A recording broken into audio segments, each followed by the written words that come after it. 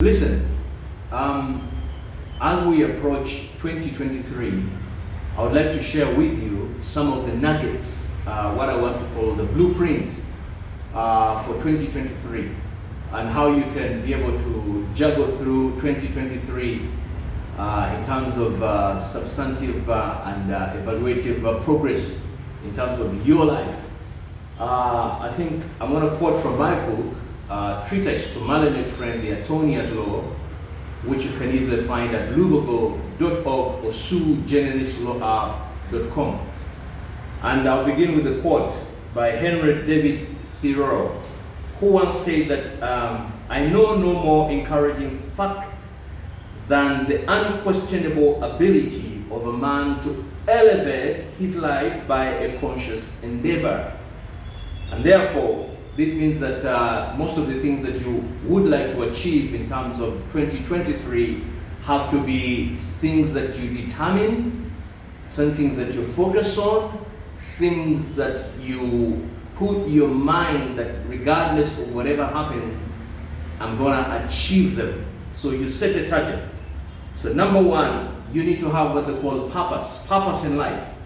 Listen, Dr. King said that he who stays behind in a race will forever remain behind or run faster than the man in front. So sometimes you may be thinking, listen, 2022 has left me, my colleagues have left me, but if you determine and you have that purpose, you will overcome.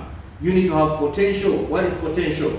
Potential is the ability to complete your dreams, the purpose in terms of your determination, to have a vision to pursue it.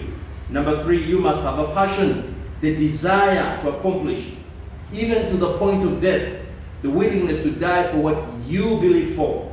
Planning is another one, that's number four. You must have a plan, okay? You must have a plan, which has to be documented. Sometimes I put my plans in my bedroom or in my door room and desire and fix them there and say, this is what I'm going to achieve this year. People is number five. The people that you associate with are going to influence you either in the right way or in the wrong way. So you must be careful. Don't keep company with people who are going to draw you down. You know, you'd rather be where you are celebrated rather than where you are tolerated. Okay. Number six, persistence. You must have a desire to persist. There is no success without an aggressive desire, an aggressive spirit.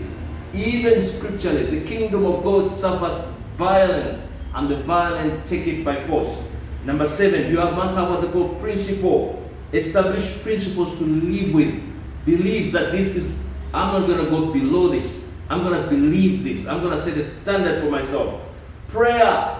Certain things do not go but by prayer and fasting. All those are scripturally embedded. So you must have prayer. You must have that place where you go back and you are regenerated.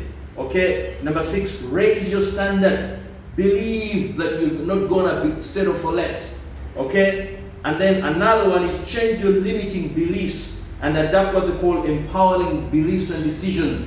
That will help you in terms of raising your standards for purposes of gaining reality of what you actually want. Change your strategy. You may have certain things that you may have tried over and over and they may not be working. The only way to do is to try to adapt and change your strategy. Okay? Ralph Waldo Emerson, I think one time said, well, Dr. King was quoting and said in 1871 that if a man can build a better mousetrap than his neighbor, even if they build their house in the woods, the world will make a beaten path to his door. Okay? And I think it was your friend Mandela, Nelson Mandela, who said that I have fought against white domination, I have fought against black domination, I have cherished the idea of a democratic and free society in which all people are going to live in harmony with equal opportunities. It's an ideal which I hope to live for and achieve. But if need be, it's an ideal for which I am prepared to die. Do you have a vision that you're prepared to die for? That's what I'm going to ask you.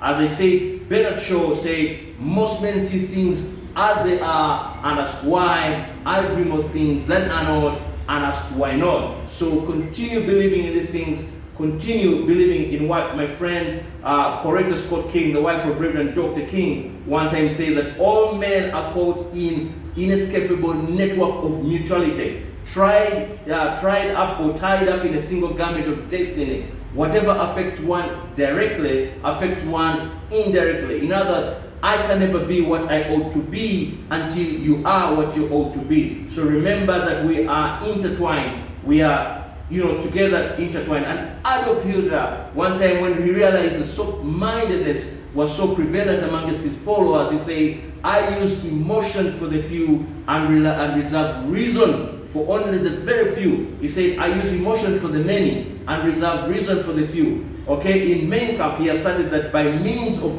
shrewd lies and repeated, it's possible to make people believe that heaven is hell and hell is heaven. The greater the lie, the more readily people will believe it. So I want you to have what they call people who believe in what they call the tough doctrine of survival. Longfellow once said that in this world, a man must either be an anvil or a hammer. And also another wise man said that give me the right prop and the right lever, and I think it was Archimedes, and I'll single-handedly turn the world. So even as you pursue your dream in 2023, I want to believe that God is going to do it for you, but it begins with you. He doesn't believe you stop these compliances of blaming your mother, blaming your father, blaming your boss. This is the time to fire your boss. Okay? This is the time to believe that you have the potential in you. The seed to excel is in you. And like Dr. King said, do your job so well that the dead, the living and the unborn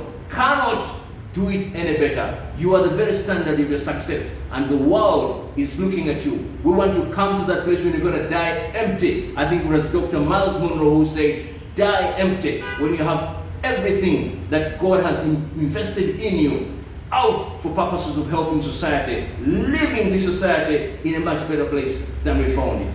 God bless you, and thank you for your attention.